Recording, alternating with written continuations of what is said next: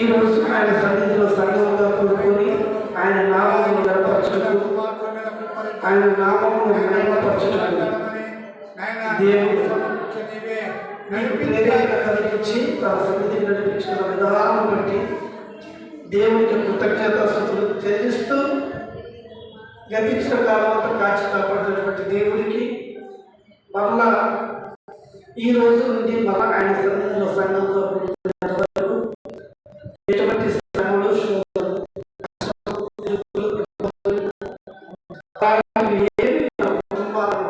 రాకపోకుండా ఈ అంత్య దినములు అపాయకరమైన దినముల్లో మనం ఉండగా సాతాను యొక్క ఆలోచనల నుంచి, సాతాను యొక్క తలంపుల నుంచి మనల్ని, మన కుటుంబాలని దేవుని తన రెక్కల చోట భద్రపరచలాగా అందరూ కలిసి దేవుని స్తుతిద్దాం. కొద్ది నిమిషాలు ఆయనకి కృతజ్ఞతాస్తుతులు చెల్లిస్తూ నీకున్నటువంటి అవసరతలు ఏమిటో, నీ యొక్క స్థితిగతులు ఏమిటో అన్నీ ఆయనకు చెప్పి ఈరోజు ఆయన యొక్క నుంచి మనం దీవెనలు ఆశీర్వాదాన్ని పొందుకునే వారిగా ఉండాలని ప్రభు నాకు అందరికీ కోరుకుంటున్నాను. దయచేసి నోరు తెరిచి ఆయన అడగండి. నీకున్నటువంటి అక్కర ఏమిటో, నీకున్నటువంటి అవసరత ఏమిటో, నీవు అడగనిది ఆయన ఇవ్వనట్టున్నాడు. అడుగుడి ఇవ్వబడునని లేఖనం శ్రమిస్తుంది కనుక మీరు అడిగితే ఖచ్చితంగా ఆయన మీ ప్రార్థన ఆరాధిస్తారు.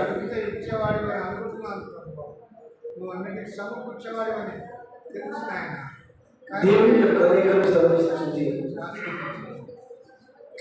ఆయన పరిశుద్ధమైన స్థలములోనికి ప్రవేశించి ఆయన సన్నిధిలో మోకరించి ఆకాశం వైపు కనులెత్తి ఎవరైతే నా సన్నిధిలో మొరపెట్టుకుంటారో, ఎవరైతే నా సన్నిధిలో కన్నీరు విడుస్తారో,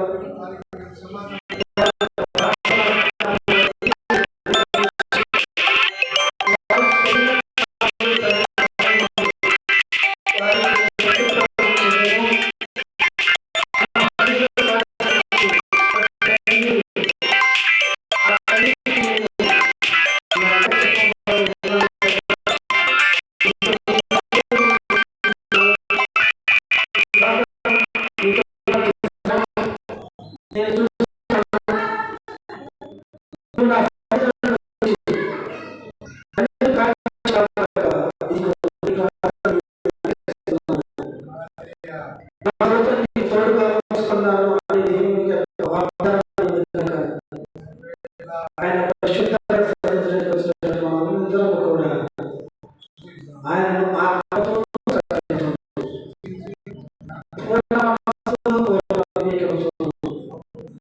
సంపూర్ణమైన విశ్వాసంతో, సంపూర్ణమైన నమ్మకంతో ఆయనకు మన స్వరములు ఎత్తి మనకు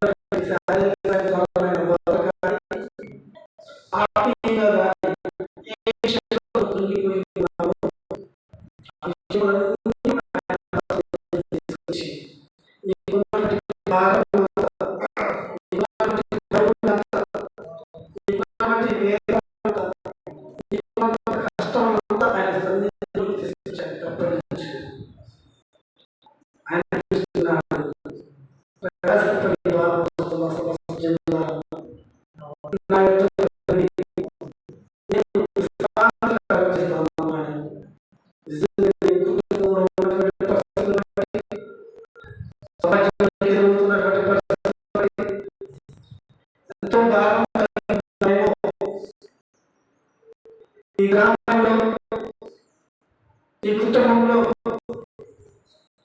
నీవే ధరించినటువంటి భార్యలను, కష్టములను, వేదనలను, దుఃఖంలో ఉన్నామేమో. దేవుడు సర్వోన్నతమైన వాడు, సర్వశక్తిమంతుడు, సమస్తము చేసినటువంటి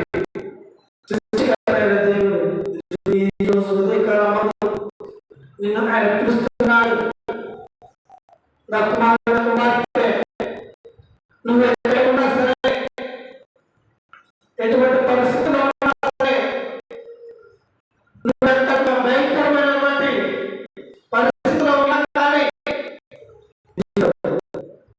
నా స్వరమును వినపడితే వేగమునే పరిగెత్తుకుని నా ఎదుటకు రా. నేను నీ భారమును చూస్తున్నాను, నీ ప్రయాసమును చూస్తున్నాను, నీ దుఃఖమును చూస్తున్నాను. నీ కుటుంబంలో ఉన్నటువంటి ప్రతి ఒక్క పరిస్థితి నాకు తెలుసు. నీవు నా ఎదుటకు వచ్చినట్లయితే నేను నీకు నెమ్మది, సమాధానము, ఆదరణను, ఓదార్పును, నువ్వు ఏ విషయంలో అయితే నా వల్ల కాదు, నేను చేయలేను, నా చేత అని ఆ స్థితిలో నుంచి నువ్వు లేవనెత్తి ఈ గ్రామంలోనే దేవుని యందు విశ్వాసం ఉంచిన వారి కుటుంబము ఎలాగ ఉంటుందో, పడిపోయిన స్థితిలో ఉన్న వారిని దేవుడు ఎలాగ లేవనెత్తుతాడో నిన్నే ఒక సాక్షిగా ఆయన ఈ గ్రామంలో నిలబెట్టాలనుకుంటున్నాడు. ఇంకా సందేహిస్తున్నావా? ఇంకా ఆలోచిస్తున్నావా? ఈ రోజు కాదు రేపు అనుకుంటున్నావా? రేపు ఏం జరుగుతుందని నీకు తెలియదు. నిన్నటి రోజు మరలా తిరిగి రాదు. ఇదే నీకు అనుకూలమైన సమయం. దేవుని పిలుపుని, ఆయన మాట విని, ఆయన సన్నిధికి రాగలిగినట్లయితే నువ్వు ఎవరివైనా సరే, ఎలాంటి వాడివైనా సరే, ఏ స్థితిలో ఉన్నా సరే, సహోదరి గర్భఫలము లేక శరీర బలహీనతతోను, అనారోగ్య పరిస్థితులతోను దూరంగా ఉండి మాట్లాడుతున్నావా? ఉదయకాల సమయం ముందు దేవుడు నిన్ను పిలుస్తున్నాడు. ఇంకా ఎంతకాలం నా సన్నిధికి దూరంగా ఉంటావు? ఇంకా ఎంతకాలం శ్రమ అనుభవిస్తావు? నా సన్నిధికి రా. నీ శ్రమల నుంచి నేను విడిపిస్తాను, నీ శోధన నుంచి నేను తప్పిస్తాను, నీ రోగం నుంచి నేను స్వస్థపరుస్తానని దేవుడు ఈరోజు ఉదయకాలం పిలుస్తున్నాడు. ఆయన సన్నిధికి నువ్వు రాగలిగినట్లయితే నీ జీవితంలో అద్భుతాన్ని చూస్తావు. ఆయన సన్నిధికి వచ్చిన వారికి మొరపెట్టుకున్నట్లయితే దేవుడు నీ జీవితంలో ఒక అద్భుతమైన కార్యం, ఆశ్చర్యమైన కార్యములను జరిగించడానికి ఇష్టపడుతున్నాడు. నువ్వు ఆయన సన్నిధికి రాగలిగితేనే ఆయన నీకు మేలు చేయగలడు. ఆయన సన్నిధికి రాకపోకుండా నీ లోకంలోనే ఉన్నావా? నీ బంధువులు కానీ, నీ స్నేహితులు కానీ, నీ కుటుంబం కానీ,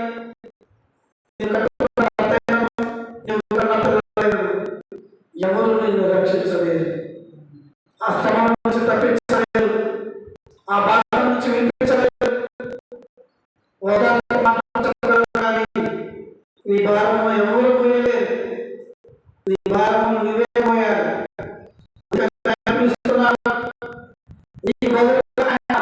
నీ భారం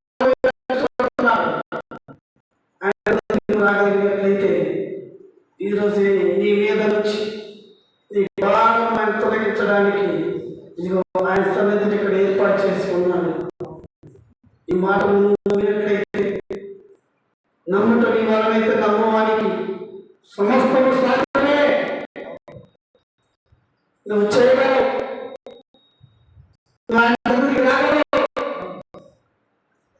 ఆయన ప్రార్థన చేయగలవు, నీ కుటుంబ పరిస్థితులను నువ్వు సరిదిద్దుకోగలవు, నీ కుటుంబాన్ని నువ్వు కట్టుకోగలవు.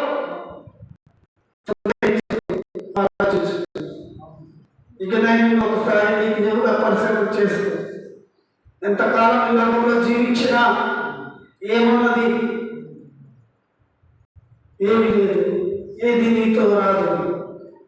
నీతో వస్తున్నది నీ యొక్క క్రియలే, నీ యొక్క నడవడిక, నీ యొక్క ప్రవర్తన, నీ యొక్క ఆలోచన బట్టి నువ్వు ఎటువంటి క్రియలు చేస్తున్నావో ఆ క్రియలు నీతో కూడా ఈ లోకంలో నుంచి వస్తాయి. ఆ క్రియల పైన ప్రతిఫలము నీవు ఖచ్చితంగా అనుభవించాల్సిందే.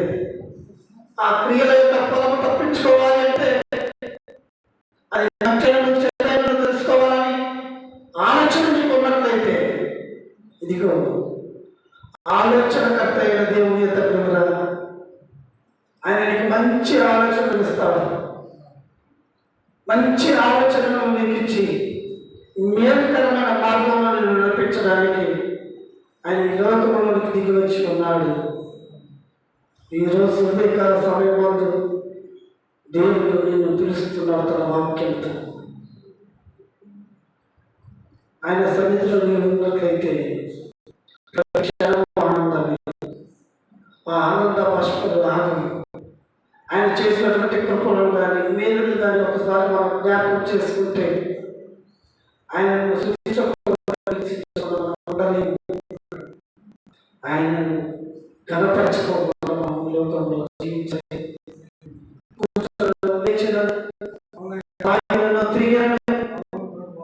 ఏ సమయంలో ఆయన యొక్క కాపుదల ఉన్నది కాబట్టి ఈరోజు జీవించి ఉన్నారు.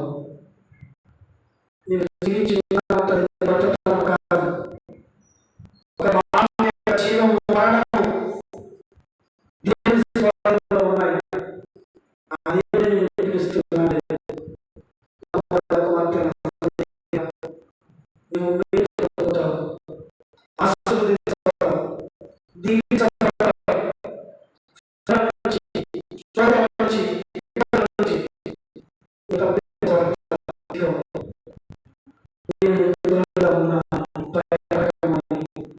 దేవుడు వాగ్దానం చేస్తున్నాడు. ఈ వాగ్దానం ఎంతో దేవుని శక్తికారం.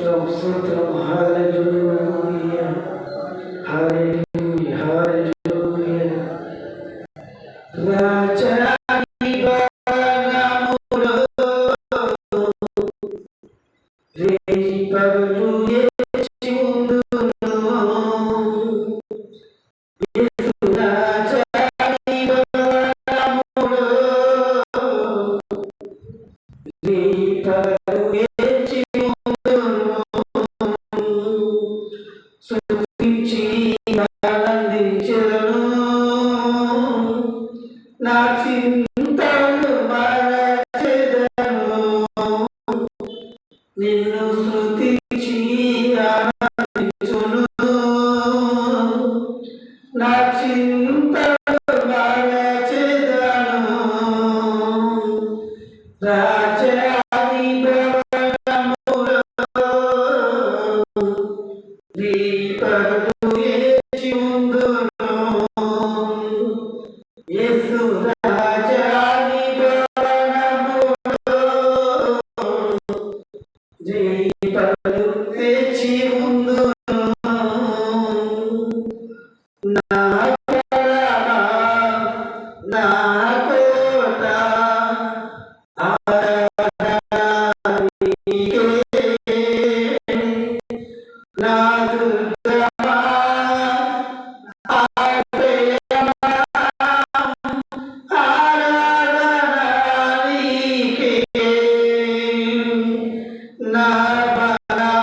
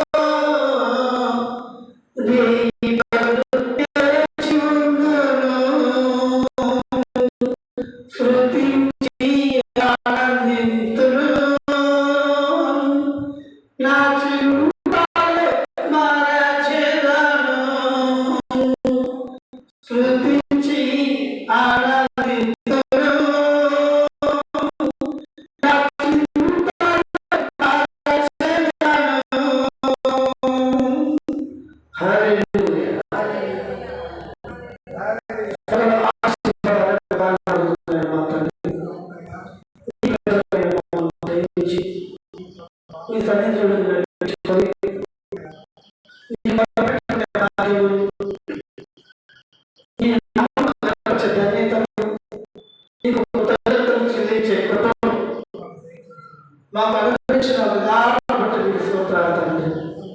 ఈ సన్నిధిలో వచ్చి ఎవరైతే ప్రభు ఈ ఆత్మతో సత్యంతో నమ్మకంగా విశ్వాసంతో నీకు ప్రార్థిస్తున్నారు, ప్రతి ఒక్కరి ప్రార్థన ఈ పాదాల చేర్చుకుని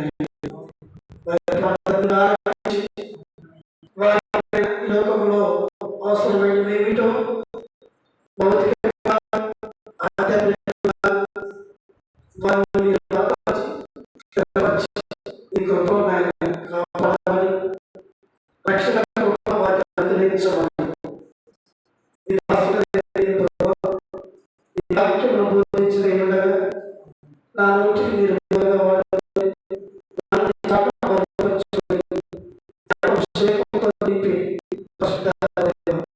మీరే సహాయం చేసి తండ్రి యొక్క మాటలు నజరేయుడైన యేసుక్రీస్తు కుమారుడైనటువంటి వారు ప్రకటించినటువంటి ప్రతి మాట ఈ కుమార్తెకు తెలియపరచుండగా అటు వాక్యం వారిని ఆయన ముట్టండి, స్వస్థపరచండి, సమస్తమైన బలహీనతల నుంచి సమస్తమైన రోగముల నుంచి పాల్గొని వారి విడుదల నుంచి స్వస్థపరచమని వారితో కూడా నాయన నీ దాసులను బలపరచి కుమారులకు కావలసినటువంటి ఈ విధమైన ఆత్మీయ భావాలను వారి సమృద్ధిగా వర్ధించి పరిశుద్ధాత్మదేవ మీ సహాయం చేసి నడిపించమని నజరేయుడైన యేసుక్రీస్తు నామమున అడిగి వేడుకొనుచున్నాము మా పరమ తండ్రి. ఆమేన్. హల్లెలూయా. కూర్చున్నాం. బాగున్నారా?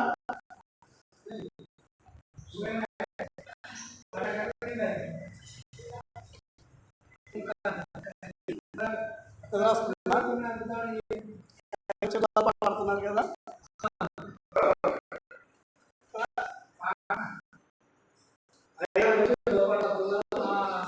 పక్క నుంచి వాడు పక్కన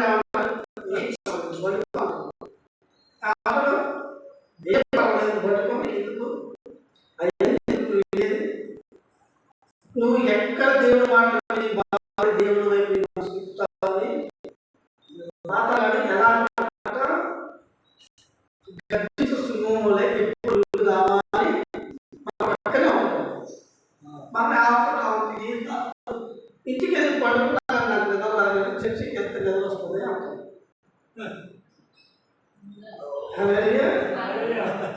ఇంటికి వెళ్ళి పడుకున్నా అడుగుతున్నా వెళ్ళిపోతున్నా చర్చి వచ్చి కుర్చీలో కూర్చోగానే అయ్యగారు సంఘం స్టార్ట్ అయ్యాయి.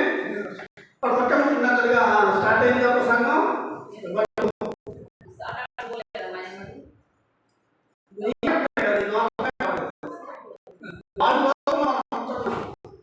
అందుకని అంటే దేవుని విశ్వాసం నుంచి నమ్మకం విషయంలో బాప్టిజం తీసుకొని ఆయన నా సొంతగా రక్షకుడని ఎవరైతే అంగీకరిస్తారో వాళ్ళందరూ దేవుని లోకం నుంచి ప్రత్యేకించాడు. లోకము అంతే కాదు, మనం ఇక్కడ అద్దె కొంటున్నాం. దేని కొంటున్నాం? అద్దె కొంటున్నాం, కిరాయే. మరి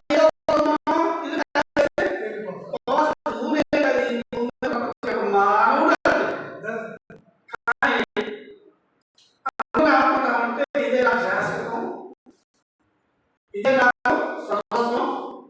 ఉన్న రోజు సంతోషంగా తినాలి, తాగాలి, తిరగాలి. ఇదే తినాలి, తాగాలి, తిరగాలి. ఇంకేదో పదార్థం ఉంటుందా? వేరే పని సామర్థ్యం ఏముంది? కావాల్సింది ఏముంది? వేరే పని ఉందా? ఏమి అవసరం లేదు మనకు. హల్లెలూయా. అందుకని ఈ లోకం బట్టి మనం ఏం చేస్తామంటే, మీకు ఎప్పుడూ చెప్తున్నా, ఈ లోకంలో ఒక యుద్ధం జరుగుతుంది. ఆ యుద్ధం మనకి కంటికి కనపడదు, మనకి కనపడదు, వినపడదు. మనకు తెలియకుండా మనం ఆ యుద్ధంలో పాల్గొంటాం. ఆ యుద్ధంలో మేలు మనమే. దేవుడు ఒకవైపు, సాతాను గాడు ఒకవైపు. ఆయన దేవుడితో ఏమంటున్నాడు? ఈ మనుషుల ద్వారా నాకు మహిమ రావాలి కాబట్టి నేను సృష్టించుకున్న మనుషులు ఇది, వీళ్ళలో నా ఆత్మ ఉంది, వీళ్ళ ద్వారా నాకు మహిమ రావాలని దేవుడి యొక్క ఆలోచన. ఈ దుష్టుల యొక్క ఆలోచన ఏమిటి? దేవుడితో సవాల్ చేసింది కదా, నీ రాజ్యం గొప్పదా, నా రాజ్యం గొప్పదా, నీ సింహాసనం పైన ఉంటుందా, నా సింహాసనం పైన ఉంటుందా చూసుకుందాం. ఇప్పుడు దేవుడు బిడ్డలైన మనలో వాడి ఆలోచన పెడితే దేవుడు మనతో ఉంటాడా? దేవుడు మనతో ఉండడు. మరి అప్పుడు ఎవరు ఉంటారు? ఉంటే మూడో విషయం లేదు. ఒకటి ఉంటే దేవుడు, లేకపోతే సాతాను. ఈ మూడో వ్యక్తులు అనేది వీలేదు. మనం అనుకుంటాం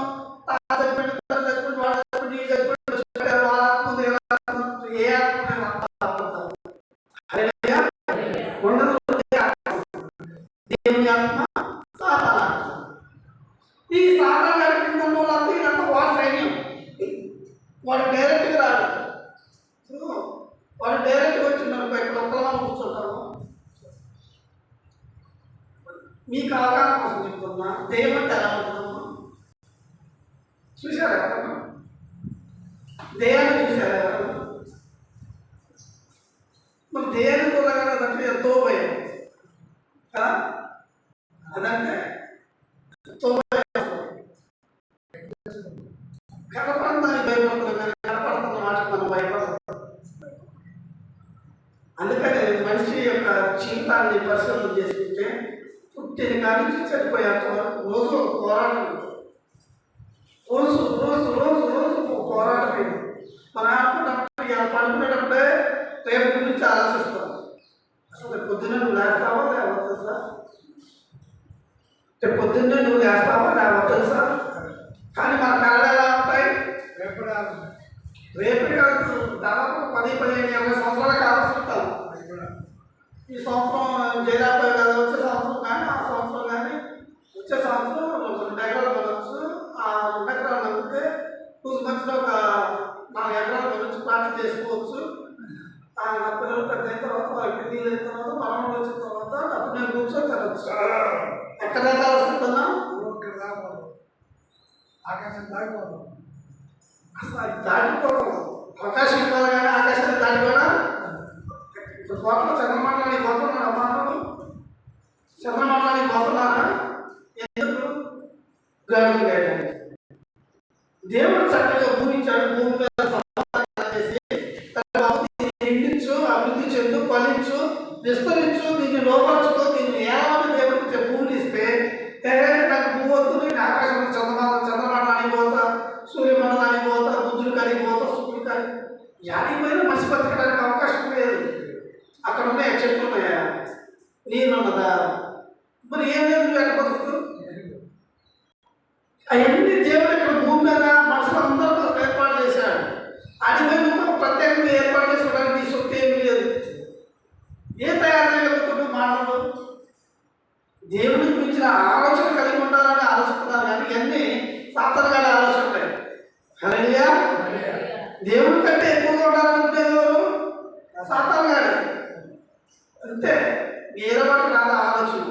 ఎన్ని సంవత్సరాలు ఆశలు, ఎందుకంటే నశించుకోవడానికి. చట్ట ప్రయోగాలు చేసి చట్ట ప్రయోగాలు చేసి సూర్యుడికి భూమికి మధ్యలో ఓజోన్ పొర ఒకటి ఉంటుంది. ఆ పొర పక్క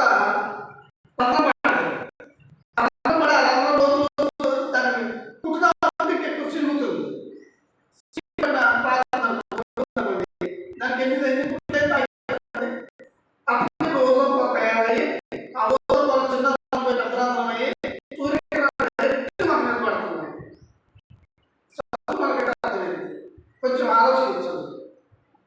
మనిషి యొక్క ప్రయోగము దేవుడి కంటే ఎక్కువగా ఆలోచించాలని మీరు ఎప్పుడైతే మీ హృదయంలో ఒక ఆలోచన వస్తుందో అది ఖచ్చితంగా దృష్టిలో కలిగిస్తున్నటువంటి ఆలోచనే. అది నీకు క్షేమాన్ని ఇవ్వదు, అది నీకు ఆరోగ్యాన్ని ఇవ్వదు, అది నిన్ను ప్రయోజనకరంగా చూస్తుంది. అది ఎప్పటికైనా నీ నాశనానికే, అది నాశనానికి తప్ప నీకు వేరు ఉపయోగపడదు. ఎందుకంటే ఇప్పుడు మీరు తల్లిదండ్రులుగా ఉన్నారు, మీకు అర్థమేం చేసినట్టు చెప్తాను. ఏ తల్లిదండ్రులైనా కుమారుడు బాగా బాగుపడాలనుకుంటారు కదా, బాగుపడాలి, మంచి ప్రదేశంలో ఉండాలని కోరుకుంటారు. ఏ తల్లిదండ్రులైనా అయినప్పటికీ మీ కుమారుడిని మాట్లాడుకోకుండా చెడ్డదారి బట్టి లోకాసారాన్ని జీవించుకుంటూ మధ్యలో అనుకోకుండా అర్థంగా ఏదైనా అపాయం వచ్చి జరిగిందనుకోండి, ఇప్పుడు ఏమంటారు? వాడు చెప్తే లేదు, వాడికి అనుభవించని పోతే పోనీ అంటారు. ఏ రోజు కాదు, మా మేనత్త మనవడి గురించే చెప్తున్నాను మీకు.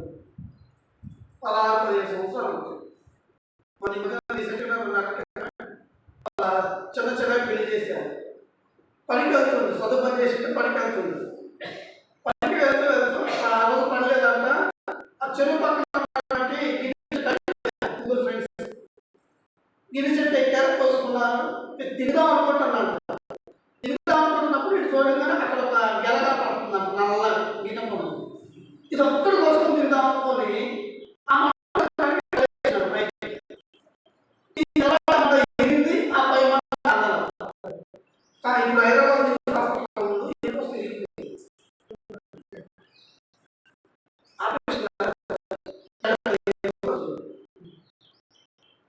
ఎవరు కారణం?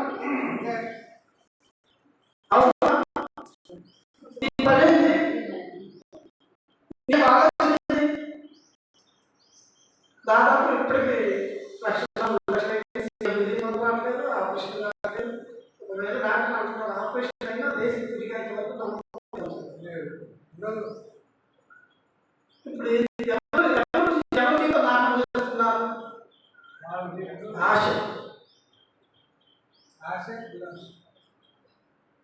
నీ క్రియలే ఒక మనిషిని ఎవరు నష్టపరచలేరు. ఎవరు నిన్ను కావాలని ప్రత్యేకంగా వాళ్ళకు వేరే వాళ్ళు వచ్చి నిన్ను ఆ శోధనలో పెట్టరు. నీకు నువ్వుగానే తెచ్చుకుంటావు. ఎందుకంటే మనం చేస్తున్న దేవుడు ఆలోచించలే స్థితిలో ఉన్నాం. మన యొక్క ఆలోచనలు మనం మంచిగా చెడుగా అని గ్రహించలేనటువంటి స్థితిలో ఈరోజు సమాజం ఉంది. సమాజంలో మానవులు ఉన్నారు, మనుషులు అందరూ అలాగే ఉన్నారు. దేవుని నమ్ముకున్న వారు అలాగే ఉన్నారు, దేవుని నమ్ముకున్న వారు అలాగే ఉన్నారు, చదువుకున్న వారు అలాగే ఉన్నారు, చదువు లేని వారు అలాగే ఉన్నారు, ధనవంతులు అలాగే ఉన్నారు, దరిద్రులు కూడా అలాగే ఉన్నారు. మీకు ఎవ్వరు కావాలి. ఇవన్నీ ఎందుకు జరుగుతున్నాయి? ఎవరైనా చెప్తారా? ఇవన్నీ ఎలా మనకు కావాల్సిన రోజుకి వస్తున్నాయి? ఎలా ఈ భూమి మీద ఇంత వికృతంగా పాపం విస్తరిస్తుంది? మీరు న్యూస్ చూసారా? రోజు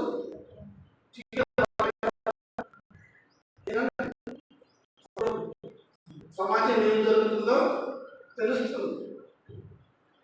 ఎక్కడ చూసినా మరణాలు, మరణం మరణం మరణం మరణం.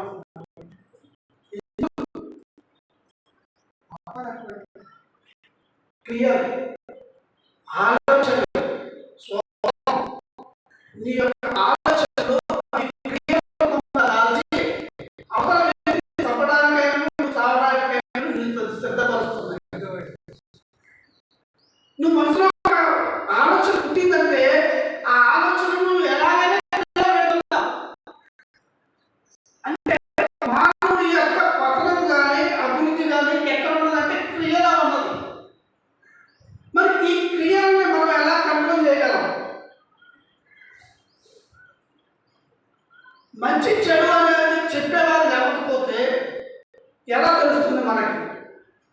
అందుకనే ఆదాము ఎప్పుడైతే దేవుడి మాటను ధిక్కరించాడో సాతాను గారికి లోబడ్డాడు. సాతాను గారి యొక్క ఆలోచన ఏమిటి? దేవుడి యొక్కకు మానవుని ఎట్టి పరిస్థితుల్లో దగ్గర కానివ్వద్దు.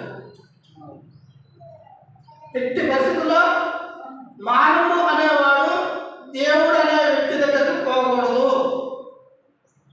పోకుండా వాడిని దేవుడి నుంచి దూరం చేస్తే దేవుడు దాని నుంచి వచ్చేటువంటి దీవెనలు ఆగిపోతాయి.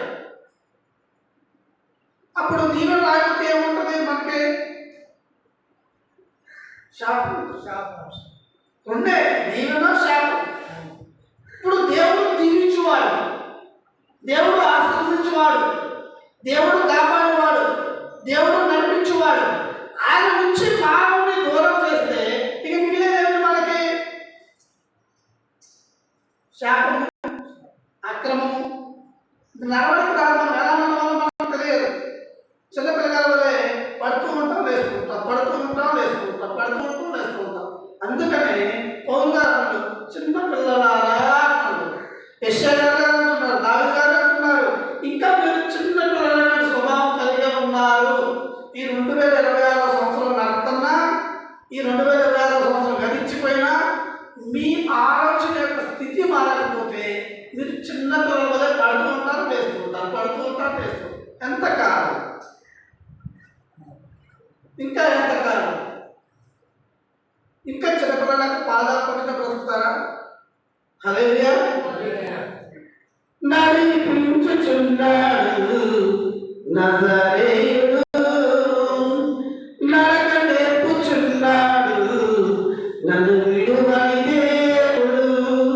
గాఢంధకారములైనా కన్నీటి లోయలైనా కష్టాల తీరములైనా కఠినమైన మార్గములైనా నడిపించుచున్నాడు నజరేయుడు, నడక నేర్పుచున్నాడు నన్ను విడువని దేవుడు. నిద్రపోతున్నారు, ఎందుకంటే పాడలేదు. నాకు చెప్తారు ఆయన ఇక్కడిద్దరు అక్కడిద్దరు చక్కగా నిద్రపోతున్నారు. హల్లెలూయా. నిద్రపోతున్నారు గట్టిగా ఒకసారి చెప్తాం. హల్లెలూయా. చూసారా? ఎందుకంటే ఇంతకుముందు చేసిన ప్రసంగాలు లేదు, ఇప్పుడు చేస్తున్న ప్రసంగాలు లేదు. ఇంతకుముందు ఉన్నటువంటి సువార్త లేదు, ఇప్పుడు ఉన్నటువంటి సువార్త లేదు. ఇంతకుముందు ఉన్నటువంటి సేవ లేదు, ఇప్పుడు ఉన్నటువంటి సేవ లేదు. ఇంతకుముందు ఉన్నటువంటి విశ్వాసం లేదు, ఇప్పుడు ఉన్నటువంటి విశ్వాసం లేదు. ఇప్పుడైనా మీరు కళ్ళు తెరిచి మేలుకో కలిగి, శిష్యుడికి ఏం చెప్పాడు ఆయన? నా సమయం ఆసనమైంది, ఇది కొండ మీదకి వెళ్ళి తండ్రిని ప్రార్థన చేసుకుని వస్తా, మీరు ఇక్కడ మేలుకోగా ఉన్నాడు. ఎందుకు? శోధనలో పడకుండా. మీరు నిద్రపోయారా? శోధన పడిపోతారు. నిద్రపోవాలి, నిద్రపోతే మీరు శోధన పడతారు. హల్లెలూయా. అందుకనే ఇప్పుడు మనం ఏం చేయాలంటే మేలుకో కలిగి ఉండాలి. మేలుకో కలిగి ఉండడం అంటే తెల్లవాళ్ళు కళ్ళకి కట్టుకోవడం పెట్టుకున్నా చూసి కాదు. హల్లెలూయా. నిద్రపోకుండా చూడాలంటే ఎలా చూస్తామా? ఎలాగే చూస్తామా? కట్టుకోవడం పెట్టుకొని కసరప్పుడు అయిపోకుండా కాదు. కొంచెం జాగ్రత్తగా మీరు పరిశీలిస్తే జ్ఞానం ఉండాలి, వివేకం ఉండాలి. ఈ రెండు నీలో పనిచేస్తే నువ్వు మేల్కోగలిగి ఉన్నట్లే. అపాయం వచ్చినప్పుడు మూర్ఖులు లెక్క దానికి ఎదురు వెళ్ళదు. జ్ఞానంతో అపాయం నుంచి తప్పించుకునే వాడిని జ్ఞానంతో అంటారు. ఏదైనా ఆపద వస్తున్నప్పుడు ఏం కాదుగా అనుకున్నావు అనుకో, నువ్వు అక్కడే పతనమైపోతావు. దాన్ని తప్పించుకునే ఉపాయం అది కాదు. అది బుద్ధిమంతుల యొక్క లక్షణం, వివేకం ఉన్నది. అక్కడే దేవుడి వాక్యం మనకి అనుసరిస్తుంది. పాము వలె వివేకం కలిగి, పాము వల్లే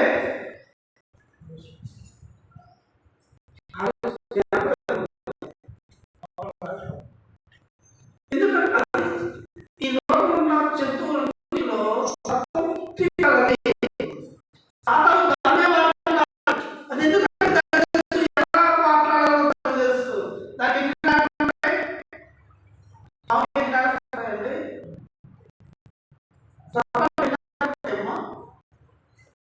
చేశారా మీరు ఎవరన్నా సర్పంచ్? ఎన్ని నాయకులు ఉంటాయి?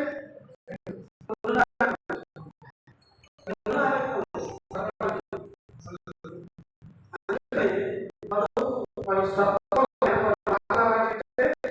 మాటలు నాయకులు అంత ఇష్టమే ఉంది అంటారు. ఎందుకంటే నీతో చెప్పిన మాట నీతో చెప్తున్నా, అర్థం చెప్పిన మాట వాళ్ళతో చెప్తున్నా. మీ ఇద్దరు కై పెట్టుకోవడం కట్టలే కూర్చో స్వతంత్రం. హల్లెలూయా. దేవుడికి నీకు కొంచెం వైరం పెడతాడు. దేవుడి మాటలు నువ్వు వినకోకుండా దేవుడి మాటలు ధిక్కరించే విధంగా వాడి మనసును ప్రేరేపిస్తాడు. వాదంతో అదే చేశాడు కదా.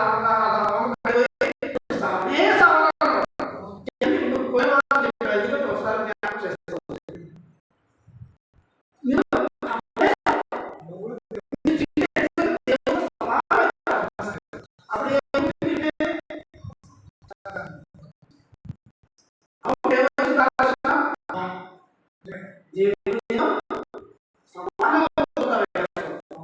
దేవుడు ఏం చేయాలనుకుంటున్నాడు? దీన్ని ఏమంటారు?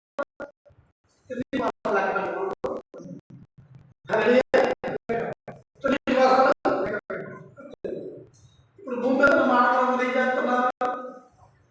ఎవరైనా స్నేహితుడు ఇప్పుడు కారణం చెప్తాను. నా స్నేహితుడు ఇంటికి తీసుకెళ్తే వాడిని మోసం చేసుకోవడం పరిస్థితి. ఎవరిని నమ్మే రోజు లేదు. చివరికి ఎలాగ తయారైన సమాజము కట్టుకున్న భర్త కూడా భార్యని నమ్మలేని స్థితి, కూతురు కూడా నమ్మలేని పరిస్థితి ఉంది. అందుకని ఒకసారి వారం రోజుకోసారి వార్తలు వెళ్ళండి, బయట ఏం జరుగుతుందో.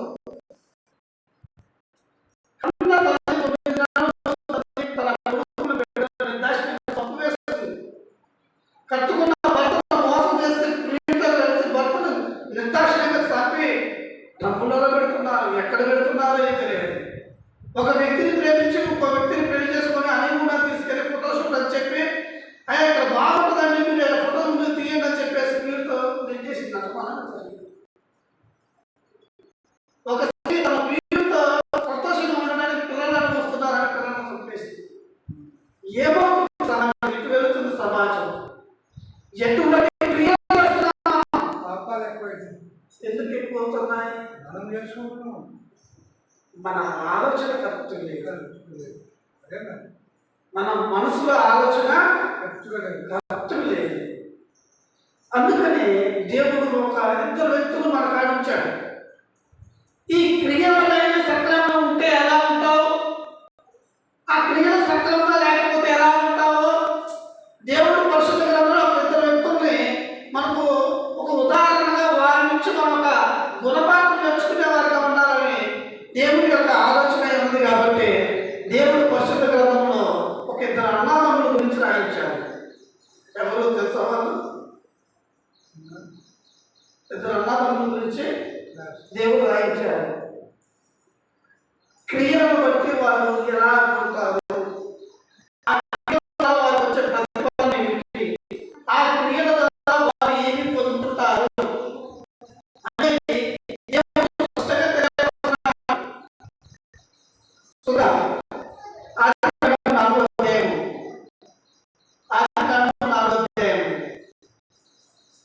మొదటి నుంచి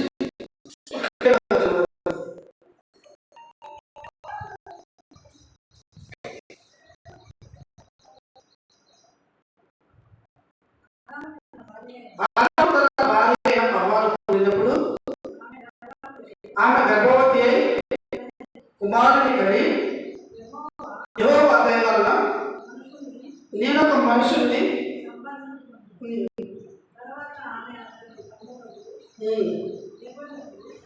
తన తమ్ముడకు ఏబేలుని కని ఏబేలు గొర్రెల కాపరి కయ్యను భూమిని సిద్ధపరచువాడు. కొంతకాలమైన తర్వాత కయ్యను తన పొలములో కొంత యెహోవాకు అర్పణగా తెచ్చెను. ఏబేలు కూడా తన మందలో తొలుచూలు పుట్టిన వాటిలో కొమ్మిన వాటిని కొన్ని తెచ్చెను. యెహోవా ఏబేలు అతని అర్పణను రక్షణ లక్ష్య పెట్టినది.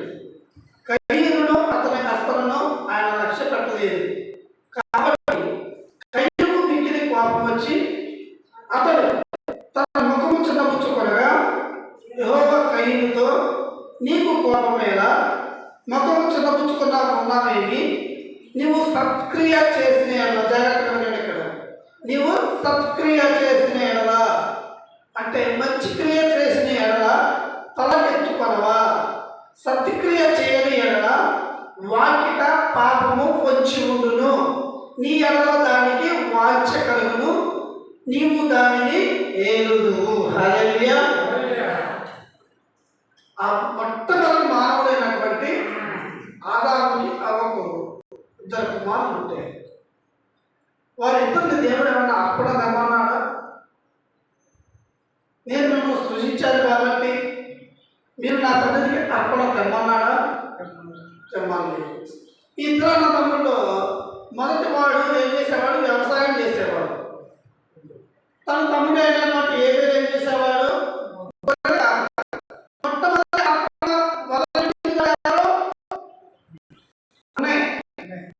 కయ్యూను తన భూమి పంటలో కొంత, అంటే దేవుడు మమ్మల్ని ఆశీర్వదించాడు కాబట్టి, ఆయన కృపలాగా ఈ పంట పండించాడు కాబట్టి ఈ పంటలో నుంచి కొంత దేవుడికి అర్పణగా ఇవ్వాలనే మనసు ఆయన పుట్టింది. జాగ్రత్తగా మనసులో ఆలోచన పుట్టింది. ఆలోచన ఆయనలో పుట్టింది. అని ఆలోచన పుట్టగానే ఏం చేశాడు? ఆ ఆలోచనని క్రియరూపకంగా మార్చాడు. క్రియరూపకంగా మార్చి కొంత తీసుకొని వచ్చాడు. అయితే తమ్ముడు ఏం చేశాడు? తన అన్నను చూసి, అరే దేవుడు మా అన్నని తన పట్ల ఆశీర్వదించినందుకు దేవుడికి అర్పణగా తీసుకెళ్తున్నాడు. మరి మా అన్న చేస్తున్న దేవుడు కూడా నా గొర్రెలను పోషిస్తున్నాడు కదా, వాటికి ఎటువంటి హాని లేకుండా చక్కగా మంద దినదినం అభివృద్ధి చెందుతుంది కదా, నేను కూడా మా అన్న వలె దేవుడికి ఏదో అర్పణ తీసుకొని వెళ్ళాలి. మా అన్న భూపాటలో తీసుకెళ్ళాడు, ఆయన కూడా దాంట్లో. ఇప్పుడు నాకు ఏంటి? గొర్రెల మంద కాబట్టి ఈ గొర్రెల మందలో నేను దేవుడికి అర్పణ ఇవ్వాలనుకున్నాను.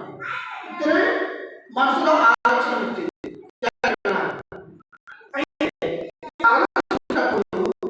దేవుడు ఏం చూశాడు? ఆయన తీసుకొస్తున్నప్పుడు ధాన్యం చూశాడా? ఏం తీసుకొస్తున్నప్పుడు చూశాడా?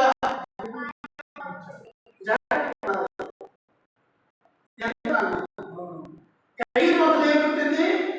ఆలోచన పుట్టింది. ఏమని? దేవుడు నా భూపాలను ఆశీర్వదించాడు కాబట్టి దేవుడికి కొంత భాగం అర్పణ ఇవ్వాలి. ఆలోచన ఏమేమో అదే ఆలోచన పుట్టింది.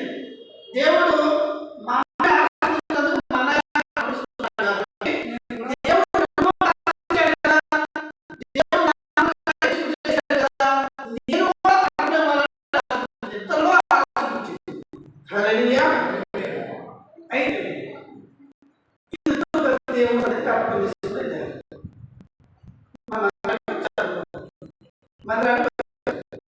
దేవుడు వారి మనసును చూస్తున్నాడు. వారు చేసుకొచ్చిన అర్పణ దేవుడు చూస్తుంది.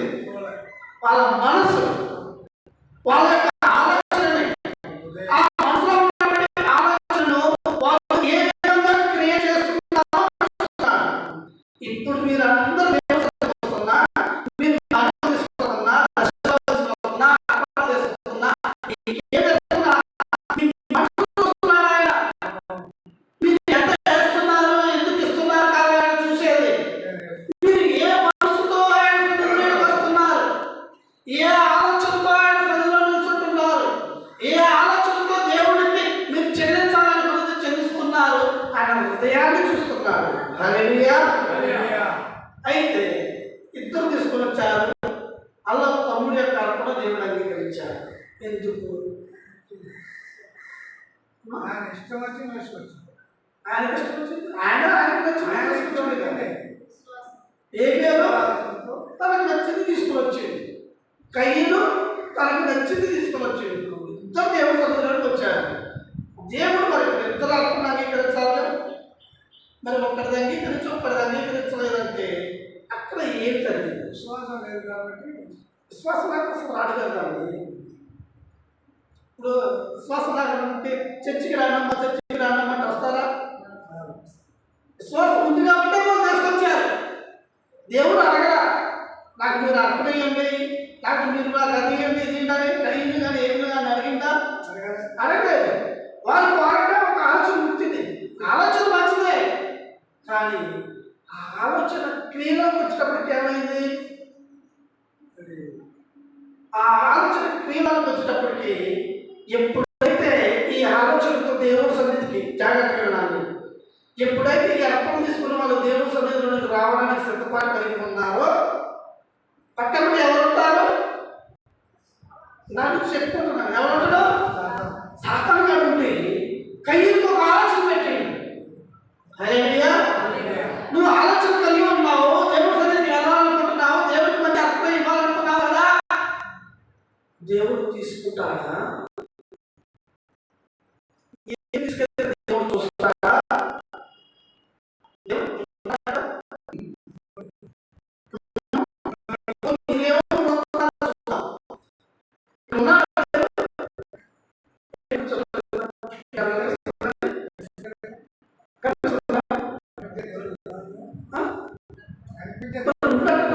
దేవుడు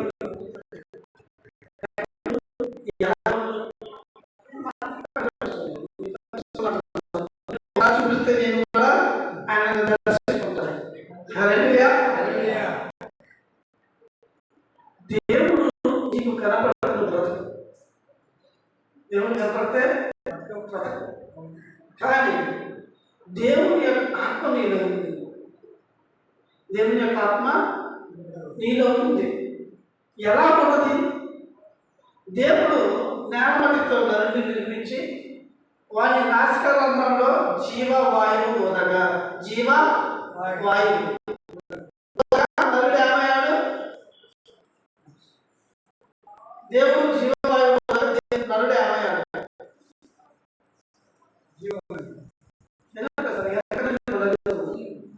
జీవ ఆత్మ, జీవ ఆత్మ.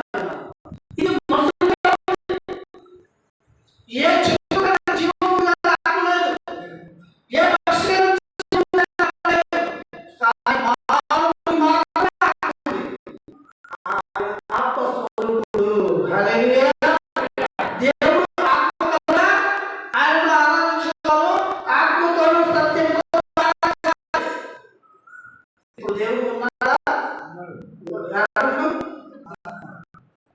ఎంత ఆత్మ ఉందా? ఆత్మ ఉందా?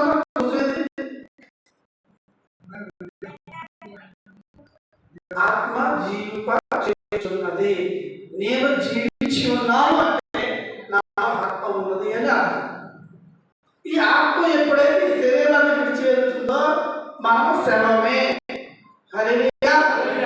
అయితే ఈ దేవుడు సన్నిధిలోకి తీసుకుంటున్నాడు. ఫస్ట్ మంచిగానే అనుకున్నాడు, దేవుడికి మంచిది తీసుకెళ్ళాలి, దేవుడు నన్ను ఎంతగా ఆస్వాదించాడు కాబట్టి, నా కుటుంబాన్ని ఆస్వాదించాడు కాబట్టి దేవుడికి నేను కొంత అర్పణగా ఇవ్వాలనుకున్నాడు. దేవుడు అడగకుండా ఆయనకు ఆలోచన ఉంటుంది. కానీ సాతాను గారు వెంబడే ఆలోచన మార్చేశాడు. క్రియలను తీసుకొచ్చినప్పుడు ఎలా ఉంది? మేలైంది తీసుకురాలా. కొంచెం తూర్పాలకు వచ్చినప్పుడు ఆ అంచనాలు ఉంటాయి కదా, తూర్పాలకు వచ్చినప్పుడు కొంచెం తాళం కొంచెం గట్టిగా ఉంటుంది, గట్టి గిద్దనే పైన అవుతుంది. ఆ కొంచెం గట్టిగా ఉంటే కొంచెం తాళకుండా గిద్దన అయితే అంచు చుట్టూ ఉంటాయి. తీసుకురావాలన్న ఆలోచన మంచిదే, కానీ అది క్రియలకు వచ్చేటప్పటికి ఏమైంది? చెడ్డదైంది. దేవుడు ఎలాంటి వాడు? పరిశుద్ధుడు. ఆయన ఎటువంటి కవచం లేనివాడు, అసూయ లేనివాడు, కష్టక్రోధం లేనివాడు. ఆయన ఎవరు ఆయనను మోసం చేయలేరు. దేవుడు ఎవరు మోసం చేయలేస్తారా? ఆయన మోసపోడు. ఆయన ఎంత మాత్రం విగ్రహమాడు. ఆయన నిన్ను సృష్టించిన వారినే నువ్వు మోసం చేయాలనుకుంటే, సృష్టించిన వారినే నువ్వు మప్ప పెట్టాలనుకుంటే అది నీ వల్ల అవుతుందా? కయ్యను ఈ ఆలోచనలన్నీ మనసులో తిరిగి ఇప్పుడు నేను మంచి ఒడ్లో తీసుకొని వెళ్తా, ఎవరు తింటారా? దేవుడు వచ్చి తింటాడా? దేవుడు వచ్చి చూస్తుందా? తెలుసుకుంటే జనం చూడటానికి ఎలా ఉండాలా? నేను కూడా దేవుడి సన్నిధికి ఒక అర్పణ తీసుకుపోయాను, దేవుడి సన్నిధిలో ఇచ్చాను. ఎవరి వాళ్ళు దేవుడు అడిగిందా? అరకు ముందు నీ అరకు నువ్వు ఆలోచన చేసుకుని తీసుకొచ్చేది శ్రేష్టమైన తెచ్చినవా? చేయలేదు. తాను సగం గట్టి తీసుకొచ్చింది. ఆయన పక్క పెడదాం పరిస్థితి. ఏ వేలు ఉన్నాడు ఆ తమ్ముడు? ఏ వేలు కూడా తన గొర్రెల మందరానికి వెళ్ళాడు. ఇప్పుడు నేను ఎవరిపోయా? ఎవరికి? నన్ను ఆశీర్వదించిన వాడికి, నన్ను దీవించిన వాడికి, నన్ను సృష్టించిన వాడికి, నన్ను పోషిస్తున్న వాడికి సమస్తము ఆయన నాకు అన్ని కలగజేశాడు. కాబట్టి ఆయనకి నేను ఇచ్చేది ఇరువైపుగా ఉండాలి, అది గొప్పగా ఉండాలి అనుకొని తన మందంతా పరిశీలించాడు. నేను ఇప్పుడు ఎవరికి ఇస్తున్నా? మామూలు కాదు. మీకు ఒక అతిథి వచ్చిందనుకోండి, ఒక ఎమ్మెల్యే గారు వచ్చిందనుకోండి, గాజు పాపం చేసుకుని నీళ్ళు వెళ్తారా? లేకపోతే మంచి పాత్రలు చేసుకుని వెళ్తారా? అవసరమైతే అప్పటికప్పుడు కొనుక్కొచ్చైనా సంటిని సరిపేసి శుభ్రంగా కడిగి ఈయన ఒకసారి కడిగి ఆనంద ఒకసారి కడిగి మినరల్ వాటర్తో టీ పెట్టిస్తాం కదా మనిషికి. మరి దేవుడికి ఇచ్చేది కూడా అంత మంచిగా ఇవ్వాలి. ఏ పేరు ఆ భయం ఉంది మనసులో ఆలోచన. నేను ఇస్తుంది దేవుడికి, నన్ను సృష్టించిన వాడికి, నన్ను అభివృద్ధి చేసిన వాడికి, నన్ను పోషిస్తున్న వాడికి. నేను ఆయనకి ఇచ్చేది ఎలా ఉండాలంటే ఆయన నన్ను ఇంకా ఆశీర్వదించాలి. ఇప్పుడు నేను ఇచ్చే అర్థం ద్వారా ఆయన తృప్తిగా ఉండాలి, ఆయన మనసు నిండుగా ఉండాలి అని ఆ మందరంతా పరిశీలించి శ్రేష్టమైనది బాగా కొమ్మిది తీసుకొని వచ్చాడు. ఇద్దరు కలిసి వచ్చారు, దేవుడికి సన్నిధిలో అర్పణ అర్పించారు. ఇప్పుడు చెప్పండి, దేవుడు ఎవరు అర్పణ అంగీకరిస్తారు?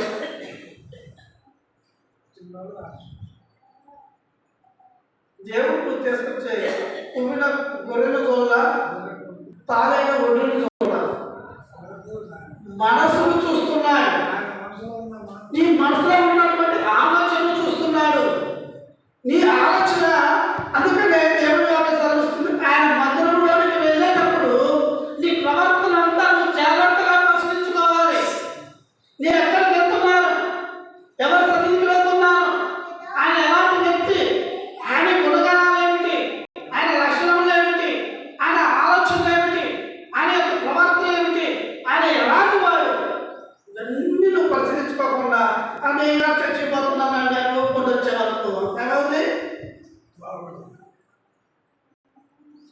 ఎవరు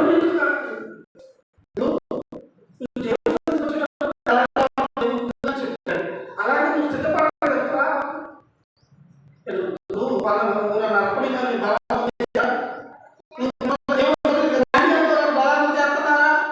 నువ్వు రావాలంటే నువ్వు ఆశించబడడానికి, నువ్వు జీవించబడడానికి, నువ్వు అభివృద్ధి చెందడానికి నువ్వు రావాలి.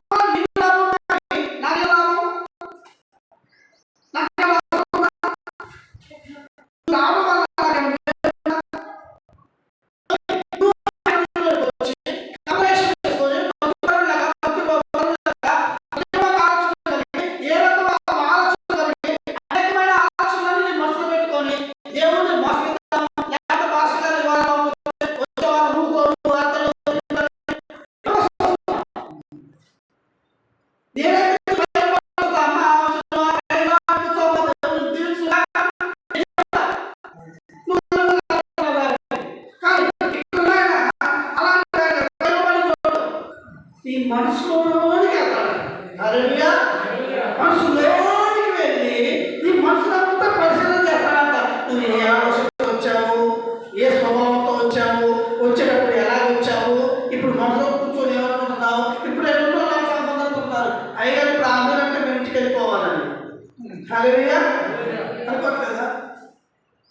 ఇప్పుడు అయ్యారు ఆమెన్నారు కానీ మంచిగా ఇంటికి పోయి చక్కగా కూరడుకొని తినేసి మొగలు రేపు కూతురు రేపులు ఇంకేదైతే వెళ్తున్నాయమ్మా. హల్లెలూయా.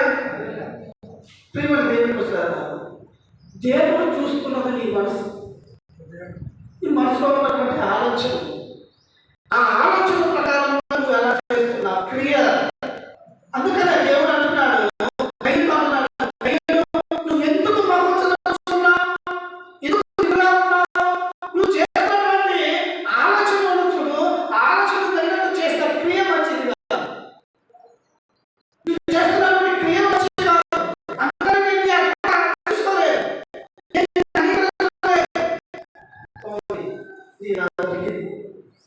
శ్రేష్టమైన మంచి మనసుకు తీసుకుంటున్న ఏ విధానం దేవుడు అంగీకరించాడు. ఇక్కడ మొదలైంది అన్నమాట. భూమి మీదకి చంపడం, రక్షణ, క్రోధములు.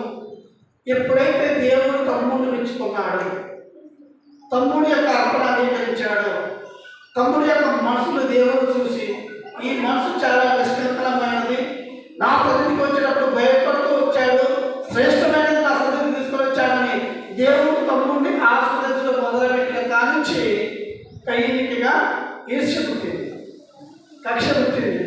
ఎలాగైనా సరే నా తమ్ముడిని నేను చంపాను. ఇప్పుడు అదే నా తమ్ముడు లేకపోతే దేవుడు నన్ను ఆస్వాదిస్తుంది కదా. ఇప్పుడున్న సమాజం అలాగే ఉంది. అందుకని భూమి మీద జరుగుతున్నటువంటి నేరాలు ఘోరాలు జరుగుతున్నాయంటే తన ప్రియులతో తను సంతోషంగా ఉండడానికి పిల్లలందరూ వస్తున్నారు. ఇನ್ನು నా కుటుంబంలో కానీ నా సంతోషానికి అడ్డ వస్తున్నారు. వీళ్ళు లేకపోతే నా ఇష్టం, నన్ను అడిగారు, నా ఇష్టం వచ్చినట్టు ప్రవర్తించవచ్చు, నా ఇష్టం వచ్చినట్టు జీవించవచ్చు అనే స్వభావం అక్కడ పుట్టింది. సాతాను గారు పుట్టించాడు. ఎవరైతే ఆ సాతాను గారి యొక్క మాయలో పడిపోతారో, వాళ్ళ ఆలోచనలో పడిపోతారో, క్రియలు కూడా ఎలా ఉంటాయంటే దేవుడికి వ్యతిరేకమైన క్రియలు ఉంటాయి. దేవుడు అంగీకరించే క్రియలు ఉండవు. ఎప్పుడైతే కయ్యకి ఆలోచన పుట్టిందో తమ్ముడిని చంపేశాడు. ఇప్పుడు అదే సమాజంలో ఎంతమంది చేయడం మాట్లాడుతుంది.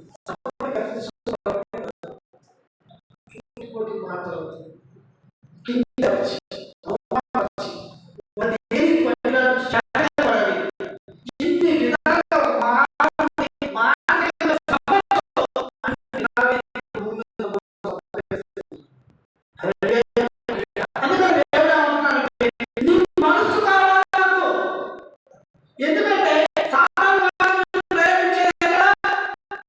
నీ మనసులో ఆలోచనలు ప్రేరేపిస్తున్నాను. నువ్వు మంచివాడే, నువ్వు నా కోరికలే ఉన్నావు, నా స్వరూపమే నీది. కానీ నీ మనసులో ఉన్న ఆలోచనలు చెడ్డగా అంటే వాడికి అవకాశం ఇస్తున్నావు.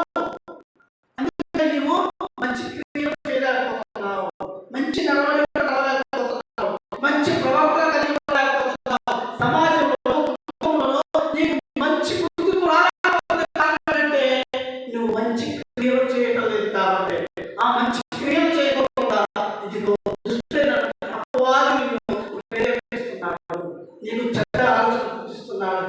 వారికి ఏమిటి, వారిని లోబడేది ఏమిటి, నాకంటే గొప్ప, నాకంటే వాళ్ళకి ఎక్కువ తెలుసా, నేనేమిటి అసలు, నా స్టాటస్ ఏమిటి, నా ఏమిటి,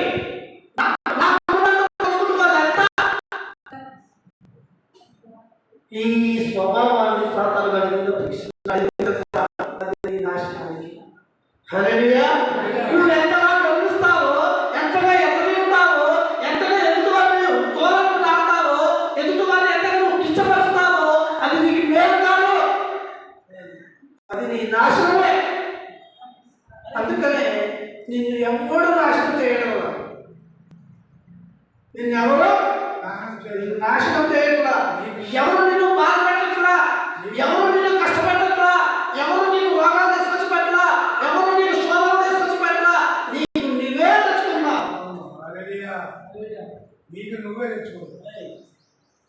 ఈ భూమి మీద ఉన్న ప్రతి ఒక్క మానవుడు ఏమన్నారంటే వాళ్ళకి మేము పడదండి, వాళ్ళు అది చేశారండి, ఇది చేశారండి, మమ్మల్ని అట్టబాదు.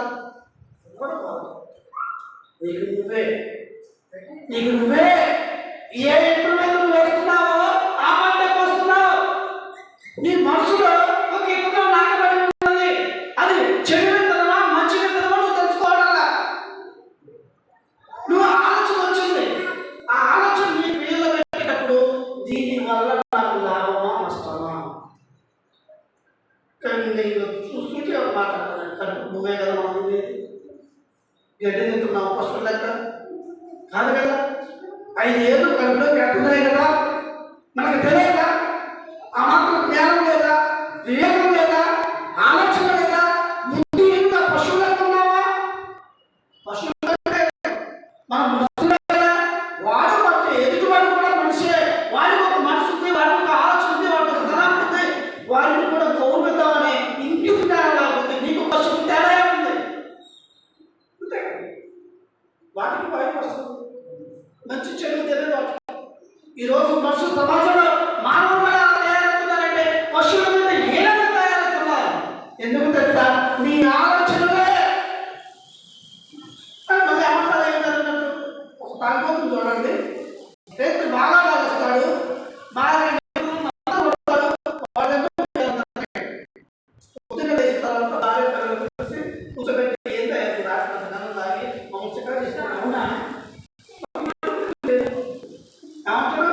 నాకు స్నేహితుడు లేదు, వాడు తీసుకుని తాపించిండు, తాకి ఫుల్ అయిపోయినా అసలు నేను ఎట్లా వచ్చిందో, ఎక్కడ ఉన్నానో, ఏ దేశంలో నాకేం గుర్తులేదు. అది మాట చెప్పాను, అన్నీ తెలుస్తాను, వాడికి అన్నీ తెలుసు. కాకపోతే వాడు చేసిన తప్పు ఏడబడిద్దా అని వాడి ముందు టైం పెట్టుకుంటాడు. అంత దాగుంటాడు కదా, ఏం తెలియదు అంతగా. ఇంటికి వచ్చిన తర్వాత గడ్డి పెట్టుకుంటాడా, మంచి కూరలాగా తింటాడా? ఎందుకు మరి అదే తెలుస్తుంది. ఈ భార్య కొట్టే పిల్లలు కొట్టే తెలియదు, మరి నువ్వు తినేదాకా తెలుస్తుందిగా. అంటే వాడు మనతత్వం అలా మారుస్తున్నాడు. ఏంటంటే నేను చేసింది తప్పు, ఆ తప్పును వాళ్ళు ప్రశ్నించుకొని ఉండాలంటే ఏం చేయాలా? ముందు నేనే రివర్స్ కావాలి. నేనే రివర్స్ అయ్యి వాళ్ళు చేస్తున్నట్టు పడుకుంటారు, లేకపోతే వాళ్ళు తిరగబడతారు. ఈ స్వభావంతోనే ఉంటున్నారు మానవులు. తప్పు చేసేటప్పటికి కూడా నా తప్పు అని పశ్చాత్తాపం పడలేని మనసులో కలిగి ఉన్నాను. మన ఆత్మకు నేను చేసేదే తప్పు.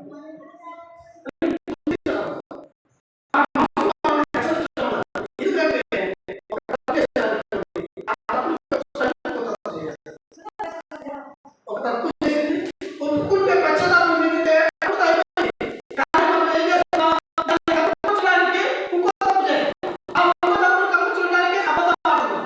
ఈ విధంగా మనం పోతే లాస్ట్ ఏమవుతుంది? మనలో పాపము పెరిగిపోతుంది. ఆ పాపము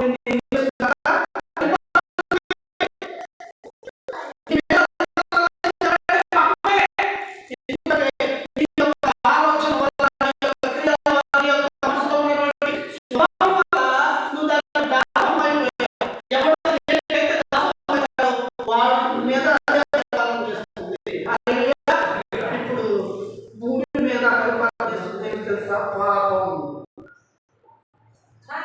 ఈ భూమి పరిపాలిస్తుందంటే పాపం, అక్రమము. పాపము అక్రమము పరిపాలన చేస్తుంది. దేవుని లేఖనాలు నెరవేర్చబడుతున్నాయి. ఇప్పటికైనా మీరు కళ్ళు తెచ్చి మీరు కలిగి జాగ్రత్తగా ఆలోచించకపోతే నువ్వు కూడా అదే అవకాశం ఉంది. కళ్ళు చూడలేకపోతున్నావా? కళ్ళు చూడలేకపోతున్నావా? మనసు కూడా ఆలోచించలేకపోతున్నావా? నువ్వు కూడా అదే పాపంలో పడతావు. ఇక కావాలి.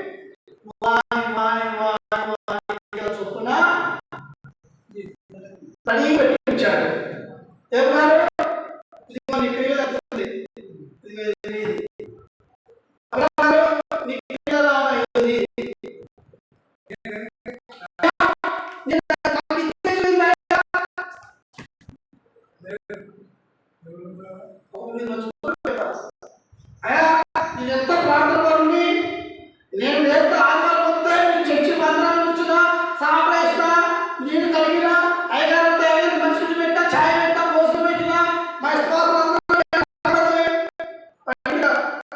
మీరే ప్రభువా ఈ నమ్మకమైన దేవాలయాలు పెట్టినా అద్భుతాలు చేసినా స్వస్థతలు చేసినా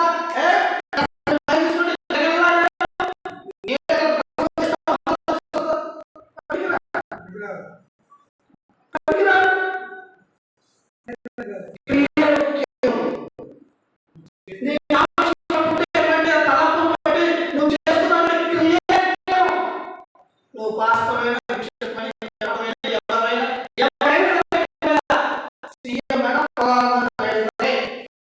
వారి క్రియల వస్తుంది. అందుకని దేవుడు ఏం చేశాడు? మంచి ఆలోచనతో మంచి క్రియ చేసినటువంటి ఏమేమి ఒక అర్థాన్ని పెట్టించాడు. నీకు ఆలోచన మంచి ఆలోచన నువ్వు పక్క వారి మాటలు విని చెడ్డ ఆలోచన కలిగి దేవుడు చూస్తాడా, దేవుడు తీసుకుంటున్నాడా అని నువ్వు ఆలోచన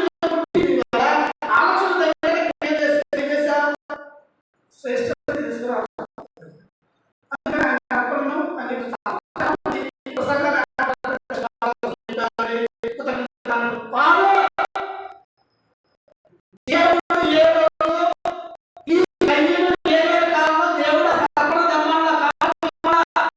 వారి మనసులో అలాగే పుట్టింది.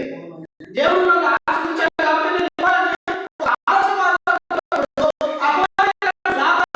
ఈ మనుషుల్ని దేవుడికి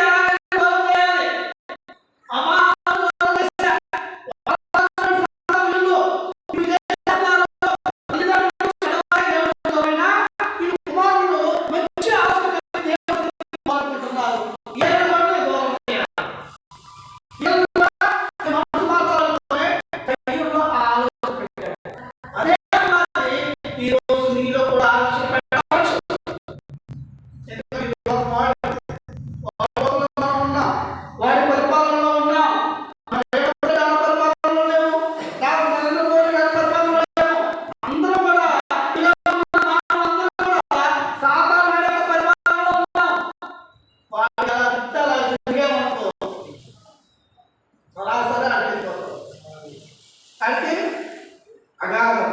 మొదటి గ్రంథం చదువుకున్నాం కదా, అగాధం. అక్కడికి ఎవరు రాబడతారు, ఎవరు విడిపించలేదు, ఎవరు కాపాడలేదు, ఎవరు ఓదార్చలేదు. వాడు మంచుకుంటే నేను ఓదార్చలేదు, వాడు ఆడేవాడు, నువ్వు ఆడేవాడు, నేను ఆడేవాడితే ఇంకెవరు కాపాడుకుంటాం? అందుకనే ప్రియమైన దేవుని ప్రశ్న ఈ రోజు ఆలోచించండి. ఒక్కసారి నీ మనసులో చెడ్డ ఆలోచన వచ్చిందనుకో, అప్పుడే మోకరించి ప్రార్థన చేయి. ప్రభువా, నా మనసులో నుంచి చెడ్డ ఆలోచన రానివ్వకు. ఎందుకంటే ఈ చెడ్డ ఆలోచన నీ సన్నిధిలో నుంచి నీ నుంచి నన్ను దూరం చేస్తుంది కాబట్టి ప్రభువా, నాకు ఈ చెడ్డ ఆలోచన రావద్దు. నాలో నిర్మలమైన మనసును పుట్టించు, శుద్ధ హృదయం నాకు కలిగించేయి. నా మనసులో నిజమైన వికాసమైన ఆలోచన కలిగి ఒక్కరోజు బ్రతికిన నీ రాజ్యంలో ఒక్క కుమారుడిగా బతికిన చాలు. 100 రోజులు బతికినా, 300 రోజులు, 1000 సంవత్సరాలు బతికిన ఏం లాభం? అబద్ధాలు ఆడుకుంటూ, గడా చేసుకుంటూ, మోసం చేసుకుంటూ, ఎదుటి వాళ్ళని దోసుకుంటూ నువ్వు 100 సంవత్సరాలు బతికితే ఏం లాభం? నువ్వు సత్యంగా అంటారు చెప్పండి. ఒక్క యథార్థంగా, నీతిగా, మనసులో కల్మషం లేకుండా అందరినీ ప్రేమించు, అందరితో ఎందుకంటే దేవుడు నీ వల్ల నీ పొరుగు వారిని ప్రేమించమని. నువ్వు వారిని ప్రేమించలేకపోతే దేవుడిని ప్రేమిస్తావు. దేవుడిని ప్రేమించలేకపోతే దేవుడు నిన్ను ఎలా కాపాడతాడు? నిన్ను ప్రేమింపు, ఆయన ప్రేమిస్తేనే కదా ఆయన నిన్ను కాపాడేది. అందుకని ప్రేమ దేవుడికి వస్తారా? ఒక్కసారి ఆలోచించుకోండి. మన మనసులోనికి చెడ్డ ఆలోచన వచ్చినప్పుడే అప్పుడే మోకరించండి. నువ్వు ఇంట్లో ఉన్నావా, బయట ఉన్నావా, పెద్ద ప్రార్థన నువ్వు గంటలు చేసి అందరికీ పని చేయాల్సిన అవసరం ఉన్నావు. ఇప్పుడు నువ్వు వెళ్తూ ఉన్నావు, అక్కడ ఆలోచన చెడ్డ ఆలోచన మనసులో వచ్చింది అనుకోండి, ఎమ్మట పక్కన నిలబడి అది ముసుకోవాలి.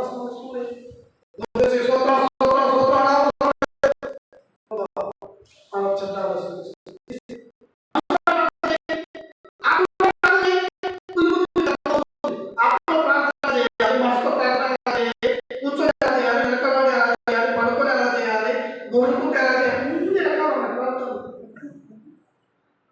సమయం అసమయం చూడవు. అవును.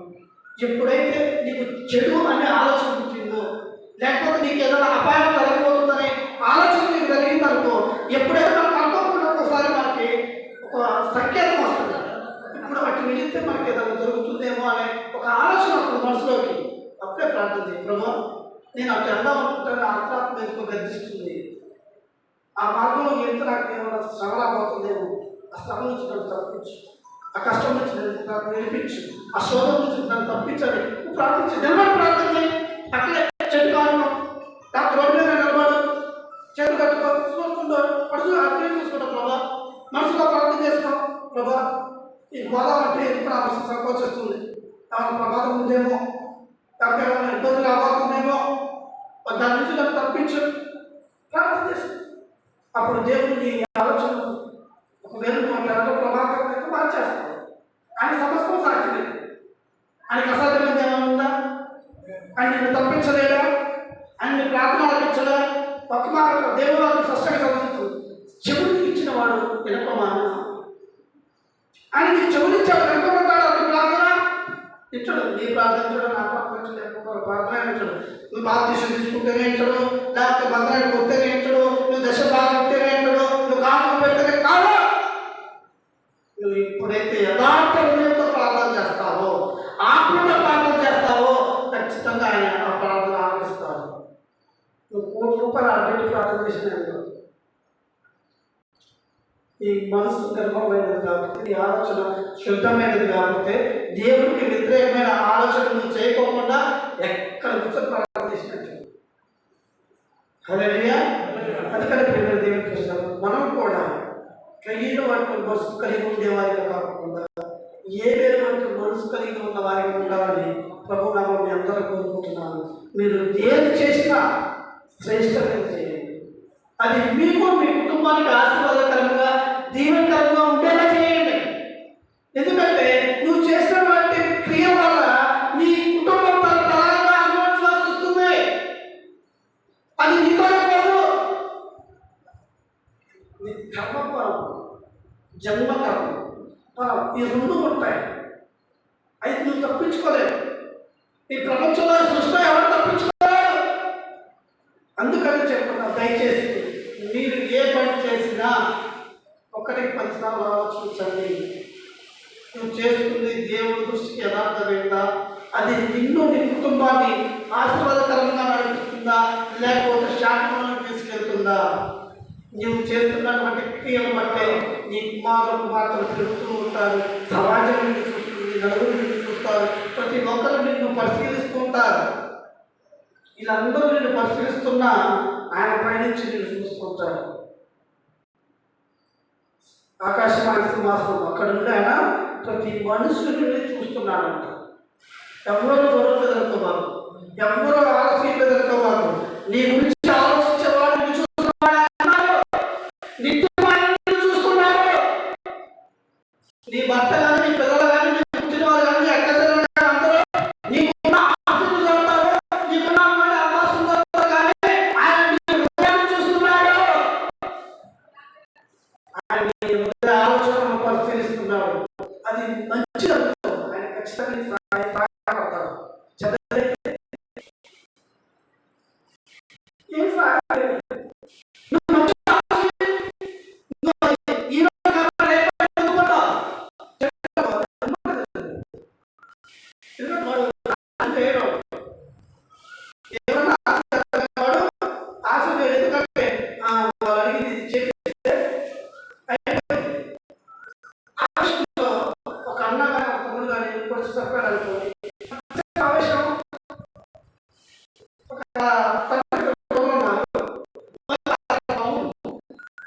గెట్టు కలిగి తమ్ముడు అన్నం పోసేసాడు ఆవేశంలో.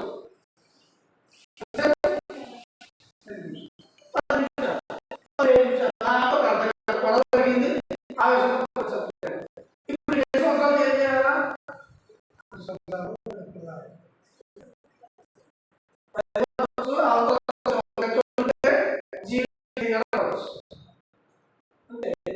జాగ్రత్తగా 5 నిమిషాలు నీ ఆవేశాలు ఆపుకోగలిగితే నీ జీవితం బాగుంటుంది.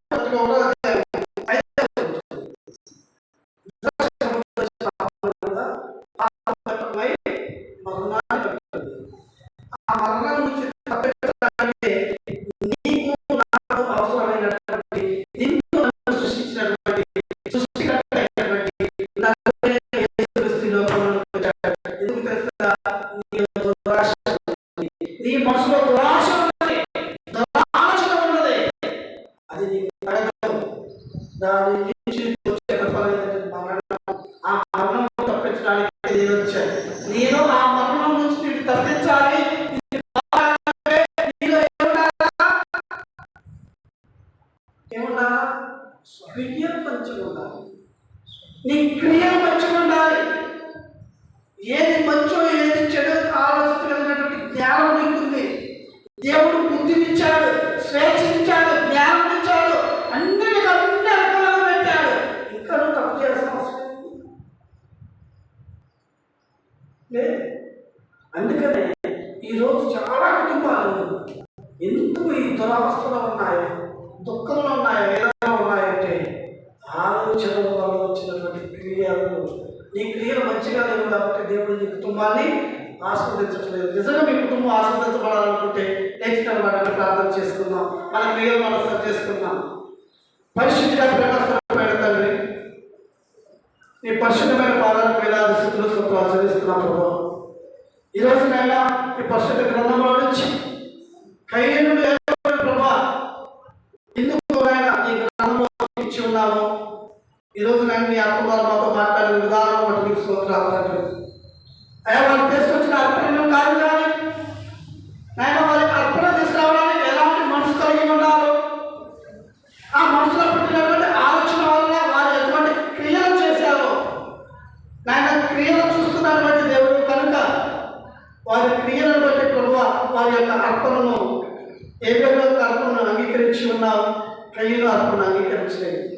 ఇప్పటి వరకు కూడా మేము కూడా తండ్రి నీ సన్నిధిలోనికి వస్తూ నీ కుమార్తెలను చెప్పుకుంటూ విశ్వాసంగా జీవిస్తూ మా యొక్క ఆలోచన కలిగినటువంటి క్రియలు ఎలా ఉన్నాయో మమ్మల్ని మేము పరిశీలించుకునే కృపను వాక్యము ధన్యతను కల్పించిన దాని అయ్యా దేవుడు ఆలోచన ఏమైతే ఉంటుందో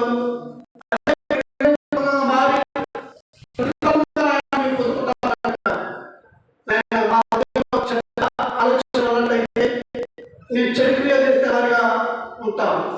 అదే మంచి ఆలోచన ఉన్నట్లయితే మంచి పనులు చేసేవారిగా మేము ఉంటాం కనుక ప్రభావం అజ్ఞానం వలన విధేయత వలన మాకున్నటువంటి అవసరాలను బట్టి మా యొక్క స్థితిగతులను బట్టి ప్రభావ చెడ్డ ఆలోచన కలిగి ఉన్నామేమో మమ్మల్ని శ్రమించండి.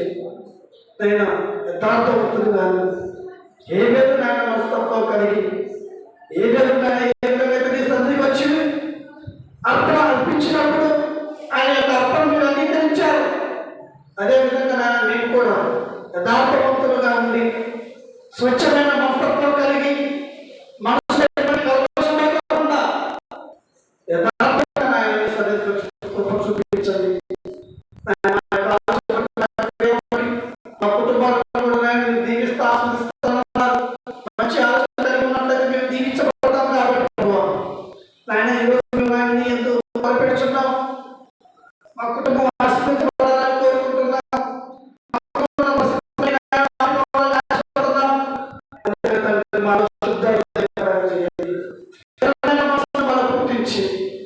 స్థిరమైన మనసు తగినటువంటి క్రియలనైనా నీ దృష్టికి అనుకూలమైన క్రియలు చేయటకు కృప చూపించి మమ్మల్ని నడిపించమని పరిశుద్ధాత్మదేవ మీరే సహాయం దయచేయమని ఇటు ప్రార్థన ద్వారా మీరే ఘనత మహిమ ప్రభావం పొందుకోమని ఈ సంధించినటువంటి ప్రతి ఒక్క కుమార్తెలను ఇటు మాటలను భద్రపరిచి వారి హృదయమైన పరమైన ఈ మాటలను లిఖించబడి వారి లోకంలో జీవించినంత కాలం హేబేలు యొక్క మనస్తత్వం కలిగి జీవిస్తూ నీ యొక్క రాజ్యంలో స్వతంత్రించుకునే కృపను దయచేయమని రక్షణ అనుభవం వారి కుటుంబానికి దయచేయమని ఇటు ప్రార్థన ద్వారా మీరే ఘనత మహిమ ప్రభావం పొందుకోమని నజరేయుడైన యేసుక్రీస్తు నామమున పేరిట అడిగి వేడుకొనుచున్నాము మా పరమ తండ్రి.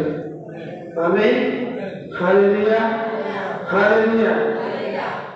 ఒక 12 చదవబడిన కృతజ్ఞతలు సమర్పించుకుందాం.